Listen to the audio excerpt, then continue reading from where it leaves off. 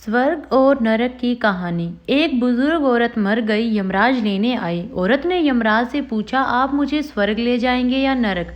यमराज बोले, दोनों में से कहीं नहीं। तुमने इस जन्म में बहुत ही अच्छे कर्म किए हैं, इसलिए मैं तुम्हें सीधे प्रभु के धाम ले जा रहा हूँ।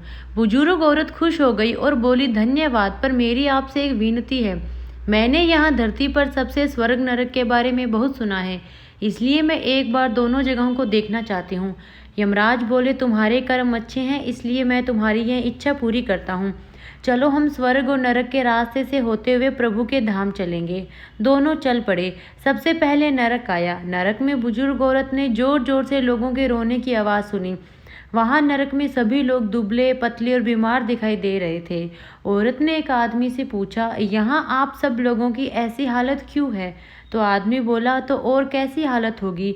मरने के बाद जब से यहाँ आए हैं हमने एक दिन भी खाना नहीं खाया। भूख से हमारी आत्माएं तड़फ रही है। बुजुर्ग औरत की नज़र एक विशाल पतीले पर पड़ी, जो कि लोगों के कद से करीब 100 फीट ऊंचा होगा। उस पतीले के ऊपर एक विशाल चम्मच लटका हुआ था। पतीले में से बहुत ही शानदार खुशबू आ रही थी। बुजुर्ग औरत ने उस आदमी से पूछा, इस पतीले में क्या है? आदमी मायूस होकर बोला, ये पतीला बहुत ही स्वादिष्ट खीर से हर समय भरा रहता है।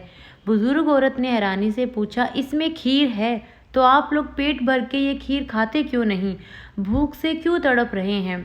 आदमी रो रो कर बोलने लगा, कैसे खाएं? ये पतीला 100 फीट ऊंचा है, हम में से कोई भी उस पतीले तक नहीं पहुंच पाता। यह सुन बुजुर्ग औरत को उन सब पर तरस आ गया।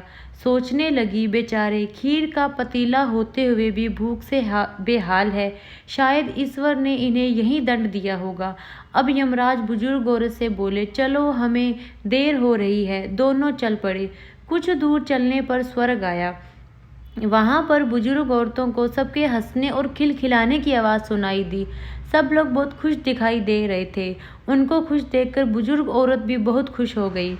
पर वहां स्वर्ग में भी बुजुर्ग औरत की नज़र वैसे ही 100 फीट ऊंचे पतीले पर पड़ी जैसा नरक में था। इसके ऊपर भी वैसा ही चम्मच रखा हुआ था।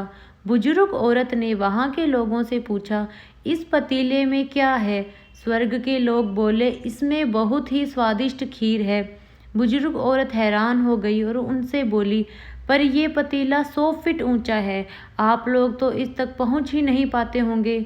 उस हिसाब से तो आप लोगों को खाना मिलता ही नहीं होगा। आप लोग भूख से बेहाल होंगे, पर मुझे तो आप सब बहुत खुश लग रहे हो। ऐसा कैसे? उनमें से एक व्यक्ति बोला, हम लोग तो इस पतीले में से पेट भरकर खीर खाते हैं। औरत बोली, पर कैसे? पतीला तो बहुत ऊंचा है। व्यक्ति बोला, तो क्या हो गया? पतीला ऊंचा है, यहाँ पर कितने सारे पेड़ हैं। हमने इन पेड़ों की लकड़ी ली, उसको काटा और एक विशाल सीढ़ी का निर्माण किया।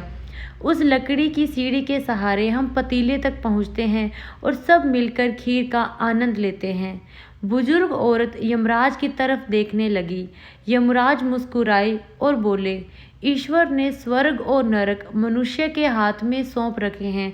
चाहे तो वह अपने लिए नरक बना ले और चाहे तो अपने लिए स्वर्ग।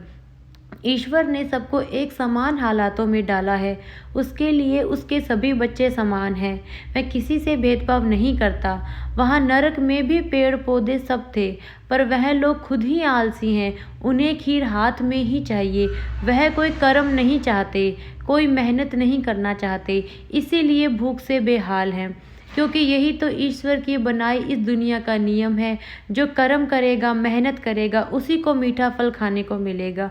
स्वर्ग के सपने छोड़ दो, नरक का डर छोड़ दो।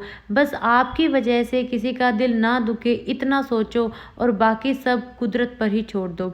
अगर आपको वीडियो अच्छी लगी हो तो चैनल को सब्सक्राइब करें। धन्यवाद।